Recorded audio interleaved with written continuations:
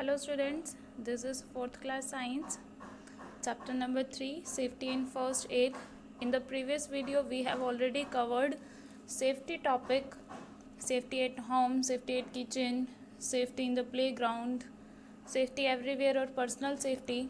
Now in this video we are going to discuss about the first aid and how we can get first aid for a minor burn, for cut, for nosebleed, for insect bite. I hope you all understand the previous videos. In this video, let us start our discussion about the first aid. First aid.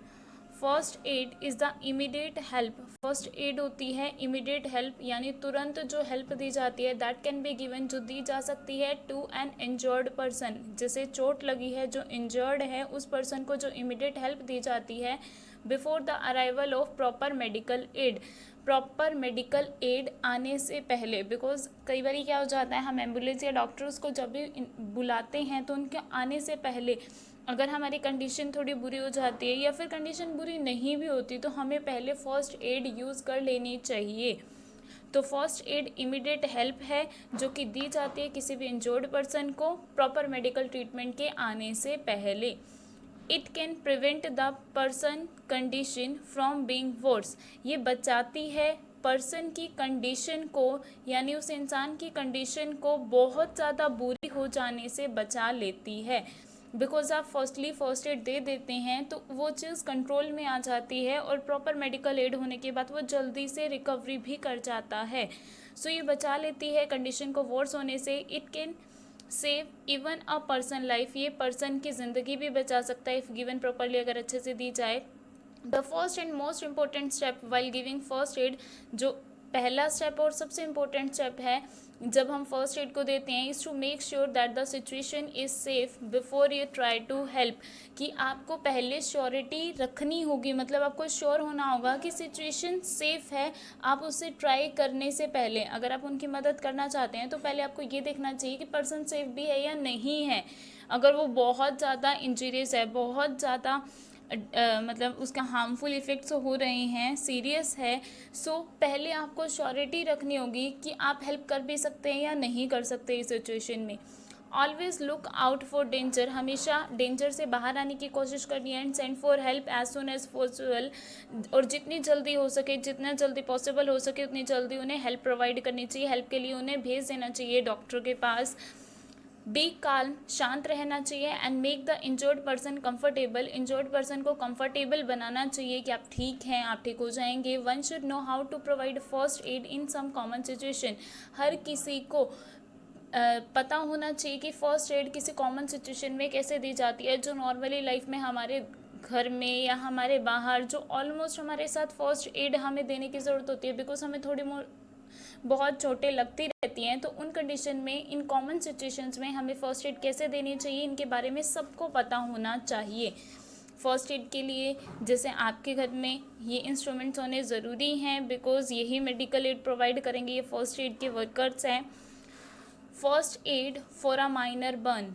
अगर आपको थोड़ी सी burning हो जाती है, यानी आप थोड़े से जल जाते हैं, तो उस केस में फर्स्ट एड कैसे दी जाती है. फॉर ए माइनर बर्न, जब थोड़ा सा जल जाता है, put the affected skin under running और कोल्ड वाटर. अपनी जहाँ पर स्किन जोन सी ख़राब हुई है, जहाँ पर भी वो बर्निंग हुआ है, उसको चलते हुए या फिर ठंडे पानी के अंदर, यानी टूटी चलते हुए रनिंग वाटर या फिर कोल्ड वाटर के अंदर थोड़ी देर के लिए नीचे रख देना चाहिए अपने हैंड को, या जहाँ पर भी लगी है वो चोट लगी है उस स्किन को. लाइटली अप्लाई अ गोज बैंडेज, उस पर बैंडेज अप्लाई करनी चाहिए धीरे से. Do not put any ointment, butter और अदर रेमेडीज़. आपको ना तो कोई ऑइंटमेंट लगानी चाहिए, कोई मेडिसिन नहीं लगानी चाहिए, ना बटर लगानी चाहिए, ना ही कोई और रेमेडी, कोई और मेडिसिन नहीं लगानी चाहिए इस बर्न पे.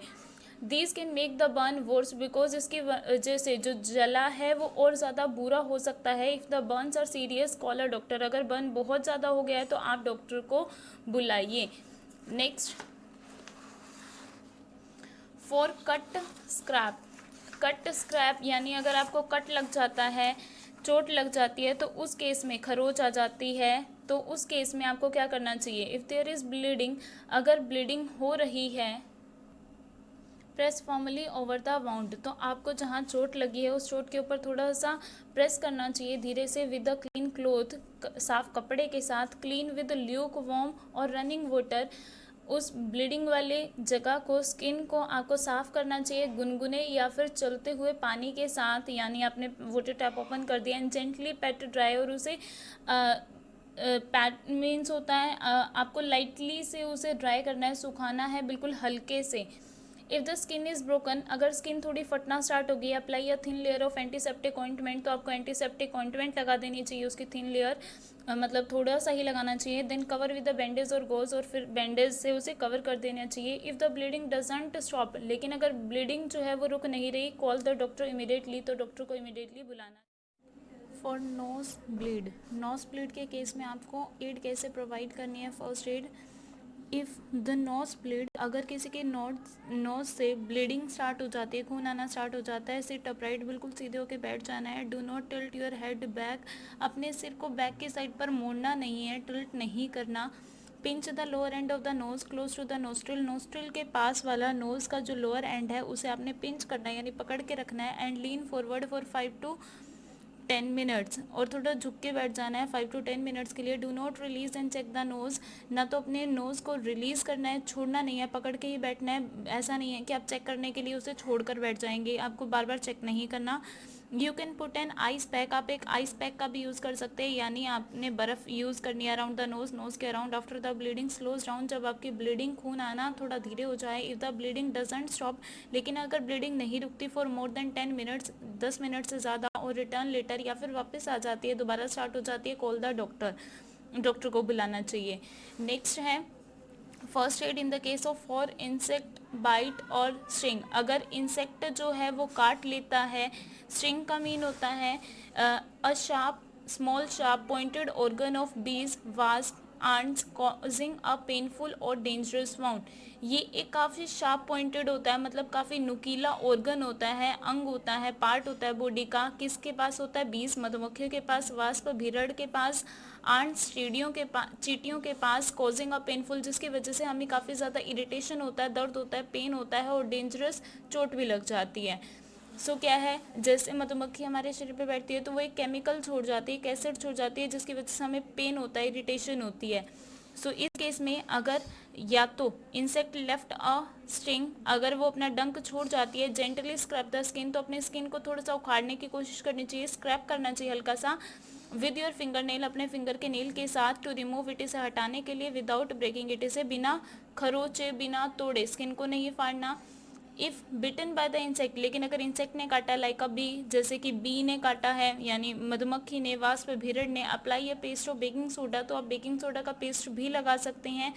एंड कोल्ड क्रीम, या फिर कोल्ड क्रीम भी लगा सकते हैं। Call the doctor if you have trouble in breathing, और डॉक्टर को बुला लेना चाहिए अगर आपको सांस लेने में प्रॉब्लम आए, टॉकिंग बात करने में प्रॉब्लम आए, या फिर कफिंग खांसने में प्रॉब्लम आए।